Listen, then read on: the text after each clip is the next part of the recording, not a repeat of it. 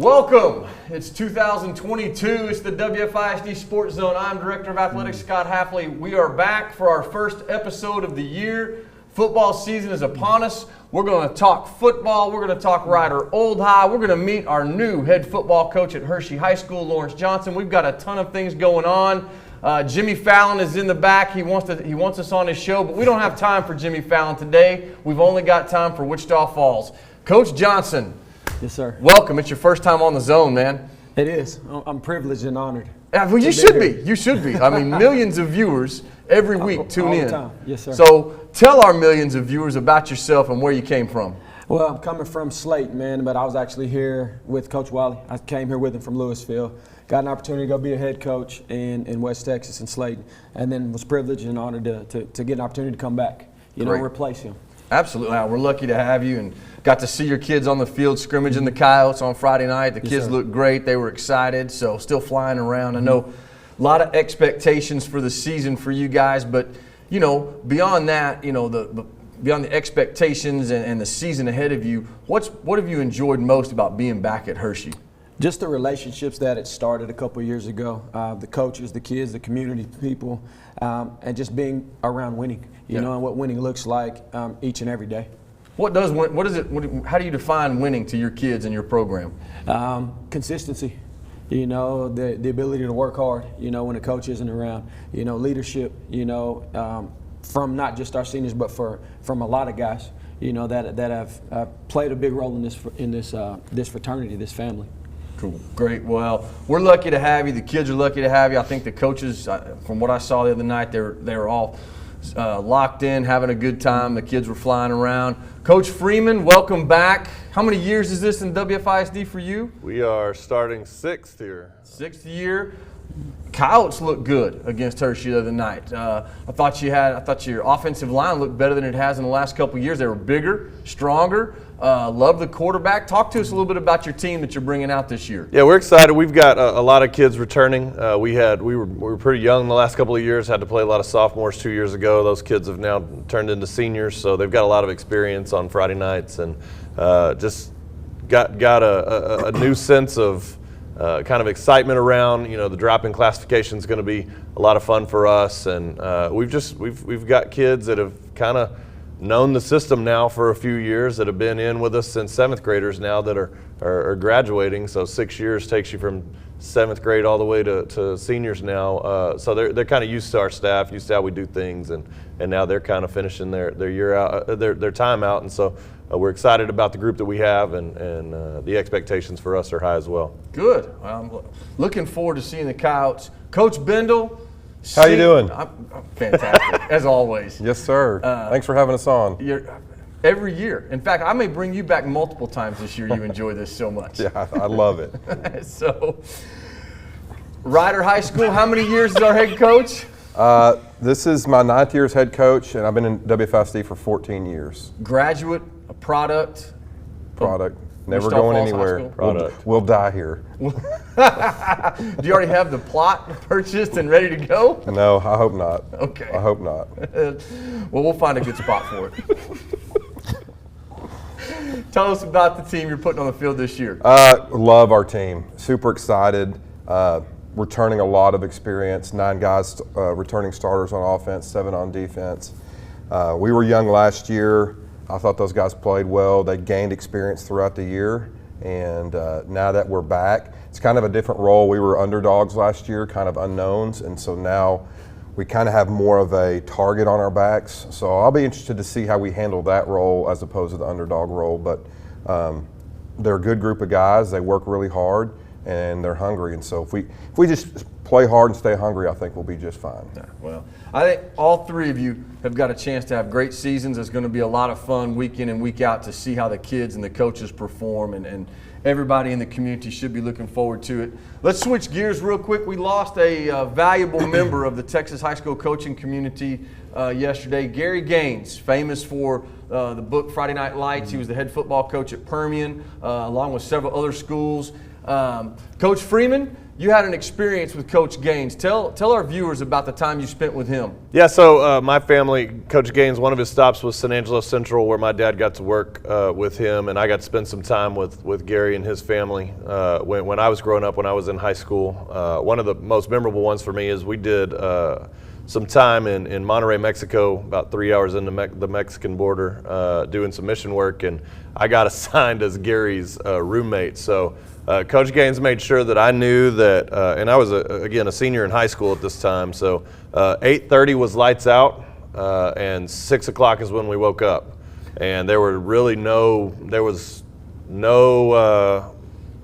no changing that. Gary wasn't known for compromise. No, so he said, I'm turning the lights off. The first night, I wanted to go and do some different things, stay out, hang out with my friends, and he turned the lights off at 8:30 and locked the door so I couldn't get in to the room. And so I remember I then made it into the room, and the next morning he was up at 6 with all the lights on and made sure that I was getting up at 6 to go with him. So I learned really quick about that, but Gary was an outstanding man. He did a lot of things for Texas high school football coaches, popularized it a little bit with, the Friday Night Lights book and the movie, obviously, that spun into a show. But I just think about his family and think about him, and those guys paved the way for guys like us to be able to do what we do, especially at the level that we get to do it at. So think about Gary this week and his family. Great guy, and I got to meet him a few times. Coach Johnson, you got to meet him, you said, one time when he was still working for Daktronics. Mm-hmm. What were you thinking when he walked in the office and you realized who it was? Well, I shook his hand. I said, "Hey, you're that guy." "Oh yeah, Coach," and he was just as humble as can be. And I just remember him. He didn't want any recognition. He talked about the kids, that had played for him, the coaches that got to live those moments with him. But he was working for Daktronics, and I just knew, man, it's great to meet you, but we can't afford your scoreboards. Yeah, I know that feeling. So, well, the few times I visited with him, it was great. I had my 7th grade football coach, Trey Yarbrough, and a family friend who's a retired athletic director and current school board member, Eagle Mountain Saginaw, Tim Daughtry. They both coached on his Abilene staff, and so they've shared with me a lot of great Gary Gaines stories. And then when I met Gary, he shared a lot of great Trey Yarbrough and Tim Daughtry stories. So one of the legends in high school football, and certainly going to be missed. But I think you said it. He paved the way so that guys like y'all. I mean, how many of you guys read the book and were like, "That's what I want to do"? I mean, that was it was. So when I was in high school at Boswell, that book was required reading, believe it or not. So that was your junior year. You had to read Friday Night Lights, which. That's pretty awesome that you have to read a book about high school football, but a lot of fun there. So, speaking of big games, it's Rider Old High Week, Rivalry Week, right out of the gate. So, yeah, Hershey's going on the road. We'll talk about that in a minute. You're leaving town. You don't want to be around. We're out. What do you guys think? How's it feel to be starting the season off with the big game? Mark? Well, when I was in high school, Rider was, at that time, 5A, and Old High was 4A. Which is, I guess that's what we are right now, but different classifications. And we played at the very beginning up until my senior year. That's when they got put back in the same district. And so kind of used to it a little bit. I know it's been a little different. I don't know, not quite as much fanfare. Do you feel that way? Yeah, mainly because you're so worried about start of school and different things that it's not at the end, and not, playoff seating or it's not on the line or something like that, but a little bit of different. It's more of just calm down a little bit.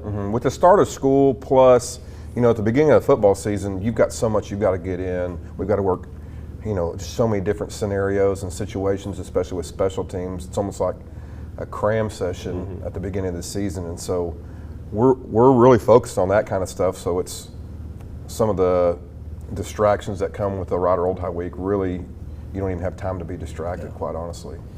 Yeah, I think it's the same. I think for us, you look at it in your non-district, you're really just trying to prep your team to be peaking by district. Instead of when we played this game the last 5 years, we played it at the end of the season, prepping to go into the playoffs. So totally different feel to what you're doing with your team at that time. We're excited about the game. I think it's going to be an outstanding game, but we're trying to find out who can play where, what scenarios we can put ourselves in, and continue to to get better so that we're ready by October for district to start making a playoff push or a district title push at that point. I know from an administrative standpoint, we're excited to see it played right out of the gate, and then the two of you are focused on your season and the rest of the games for the year, and you don't have that game looming at the end of the schedule that sometimes sort of dominates the storyline of the season. And I think that's good for both your teams, that you're focused on winning district ball games, winning the district championship and the playoffs, and you're not looking at that one game that the community loves to see, loves to make a big deal about. I think this plays to both of your advantages as coaches and for your players. But how about Hershey? Hershey's going. We're not just going on a little road trip. We're traveling. We're playing Clint High School out of El Paso, and you're going to meet them in Andrews, Texas. Yep, Mustang Bowl. So this is a rematch from a playoff game last year. Tell us about Clint. Discipline. They run the veer, so we've got to make sure that all assignments are executed. Every play. Or not, they're gaseous, and they'll null us to sleep with the run and then try to hit us over the top of pass. So got to be disciplined, but, at the end of the day, they got to stop us too. Sure. So, they better bring a lunch. Now, they housed it on the first play of the game last year offensively. They did. Didn't they go 80 yards for a touchdown? They housed us. Have you reminded the kids of that? I showed them. Okay. We've watched the film, we've talked about why that play happened, how it transcended and what we could have done to execute it. That kid graduated, but they got other guys that are still just as talented and as physical. Sure. So, what about now? Offensively, we have a new offensive coordinator. Tell us about your new OC and anything we're going to see differently on offense from you guys. Well, everything pretty much looks the same. It's just a different guy calling the plays. But the offensive scheme, defensive scheme, special teams, everything's similar. And that's what the kids needed. They didn't need to learn something new. Especially when it wasn't broken. Sure. So consistency is key for us. I like it. What about making that first game and you got to go all the way to Andrews, Texas? We got about a 6.5-hour bus ride there. Well, 5.5. It's right at 5 hours. Right at 5. But we're going to stop midway. We're going to stop in Snyder, Texas, and go to the park and eat. Hopefully they see us and they remember us because they're also in our district. Right. But we stop there, stretch our legs, hop back on the bus. But we're set up to be there a couple hours before the game, so we've got plenty of time for guys to get in Norma Tech and get a pregame meal and really just relax, and shake off some of that jet lag. Well, and then with you guys, your district that the UIL put us in, you're all over West Texas, so you're going to have to make this trip when you play Midland Greenwood anyway. So your kids have to get used to it.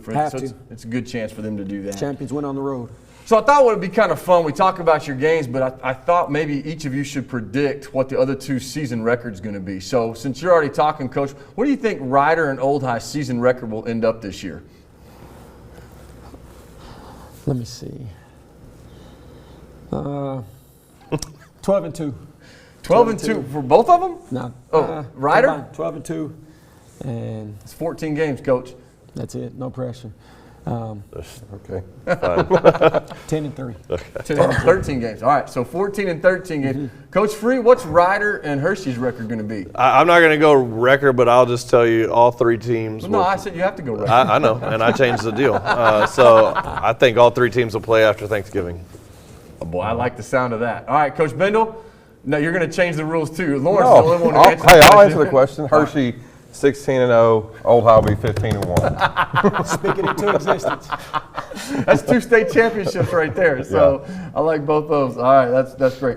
I definitely, I'll say I like Coach Freeman's answer. I think we've all got a chance to be playing after Thanksgiving. That's a long ways away. We're going to take it 1 week at a time up until then.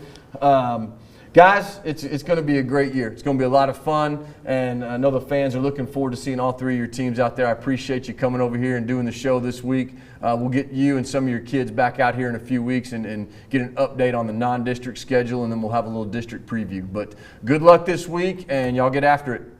Thank you. Thanks for having us. You bet. Appreciate it.